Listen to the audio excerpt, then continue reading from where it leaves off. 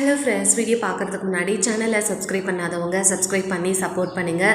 So நம்ம விஜய் மல்லி ஸ்டோரியில் வெண்பாவை காப்பாற்றிட்டு தான் இந்த ஊரை விட்டு போவேன் அப்படின்னு நம்ம மல்லி ஒரு ரூமில் ஸ்டே பண்ணியிருக்காங்க.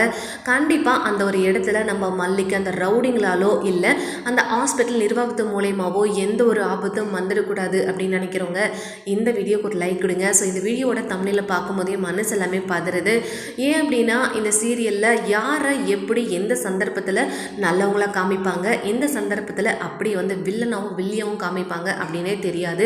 நல்லவங்க மாதிரியே இருப்பாங்க, திடீர்னு அப்படியே அவங்களோட வில்லத்தனத்தை காமிப்பாங்க. இந்த மாதிரிலாம் நிறைய சம்பவம் நடந்திருக்கிறதுனால கண்டிப்பாக நம்ம மல்லி கூட இப்போ மகா சிஸ்டர் தான் இருக்காங்க. ஸோ அவங்களுடைய குணம் என்ன அப்படின்றத நம்ம நேற்று எபிசோட்லேயே பார்த்துட்டோம். அப்படின்றதுனால கண்டிப்பாக இந்த மகா சிஸ்டர் அப்படி ஒரு சம்பவத்தை பண்ண மாட்டாங்க அப்படின்னு நம்ம மனசு சொன்னாலுமே ஒரு பக்கம் இதுதான் திடீர்னு ட்விஸ்ட் கொடுக்குறாங்க இல்லையா, அப்படி இருக்கும்போது கண்டிப்பாக அந்த ஹாஸ்பிட்டல் நிர்வாகம் நம்ம மகா சிஸ்டரை தனியாக சந்தித்து மிரட்டுறதுக்கான வாய்ப்பு நிறையவே இருக்குது.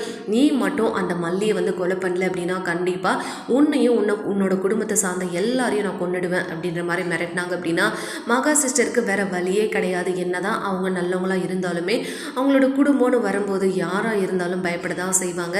அதனால் கண்டிப்பாக நம்ம மல்லி கொஞ்சம் யாராக இருந்தாலும் கொஞ்சம் உஷாராக இருந்துக்கிறது நல்லது.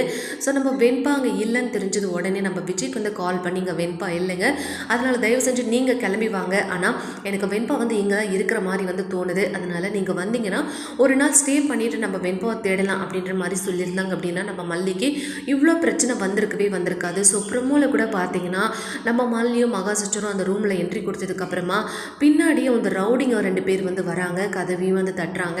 நம்ம மல்லியும் மகா சிஸ்டரும் அப்படியே ஷாக் ஆகிடுறாங்க. யாராக இருக்கும், எதுக்காக இவ்வளோ நேரத்துக்கு கதவு தட்டுறாங்க அப்படின்ற மாதிரி. ஆனால் கலகம் பிறந்தாதான் அதில் இருக்க உண்மை தன்மை வெளியே வரும் அப்படின்னு சொல்லுவாங்க. அப்படி தான் நம்மளும் இதை எடுத்துக்கணும் போல இருக்குது. ஸோ பார்க்கலாம், வெயிட் பண்ணி. வீடியோ பிடிச்சிருந்தா லைக்